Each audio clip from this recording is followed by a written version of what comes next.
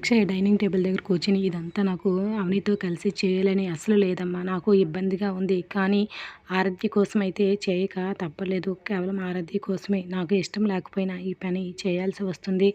కానీ ఏంటో నాకు ఏం చేయాలో అర్థం కావట్లేదమ్మా అనేసి పార్వతికి అక్షయ్ అయితే చెప్తూ ఉంటే అక్కడే ఉన్న పల్లవి అయితే అదంతా వింటూ, అయినా ఇష్టం లేకుండా చేయవలసిన అవసరం ఏముంది బావగారు, ఎందుకు మీరు ఈ బంధాన్ని అంత భారంగా భరించాల్సి విడాకులు ఇచ్చేస్తే సరిపోతుంది కదా, అప్పుడు ఇవన్నీ భరించవలసిన అవసరం మీకు ఏమీ ఉండదు కదా అనేసరికి అటువైపు వెళ్తున్న కమల్ అయితే పల్లవి మాటలకు ఒక్కసారిగా షాక్ అవుతూ ఉంటాడు. అవును బావగారు, ఇష్టం లేని బంధం ఎన్ని రోజులు కూడా నిలవదు. అలాంటప్పుడు మీరు విడాకులు ఇచ్చేయండి అక్కకి, అప్పుడు మీరు ఇలా బాధపడవలసిన అవసరం కూడా ఉండదు కదా అనేసి పల్లవి అనేసరికి ఒక్కసారిగా అక్షయ్ కూడా ఆలోచనలు పడుతూ ఉంటే పల్లవి మాటలకు అక్కడున్న శ్రీకర్ అయితే షాక్ అవుతూ ఉంటాడు. కమల్ కూడా ఏంటి ఇది ఇలా మాట్లాడుతుందని షాక్లోనే ఉండిపోతాడు.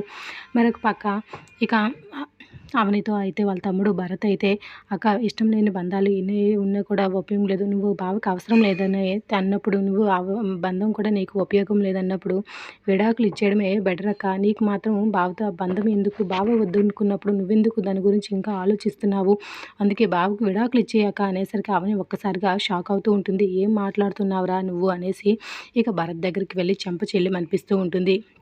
అసలు నీకు ఈ ఆలోచన ఎందుకు వచ్చిందిరా, మామైతే దూరంగా ఉన్నాము తప్ప మా ఒకరి పట్ల ఒకరికి విడిపోవాలనే ఆలోచన మాకు రాదు కూడా, నువ్వెందుకురా ఇలా మాట్లాడి మమ్మల్ని బాధపెడుతున్నావు, నన్ను ఎందుకు ఇలా బాధపడుతున్నావు, బావ ఎప్పుడు నాకు విడాకులు ఇవ్వడు, ఆలోచన కూడా మీ బావకి రాదు, నువ్వు ఒక్కసారి ఇలాంటి మాటలు మాట్లాడితే ఒప్పుకొని చెప్తున్నా అనేసరికి అంటూ ఉంటుంది భరత్తో. మరొక పక్క అక్షయ్ అయితే ఆ పల్లవి చెప్పిన మాటల గురించి ఆలోచిస్తూ ఉంటాడు. భరత్ అన్న మాటలకి భరత్కు వార్నింగ్ ఇచ్చినా కూడా అలా కన్నీళ్ళు పెట్టుకుంటూ ఉంటుంది విడాకుల మాటలు వినగానే. ఈరోజు promo like the video. Thanks for listening.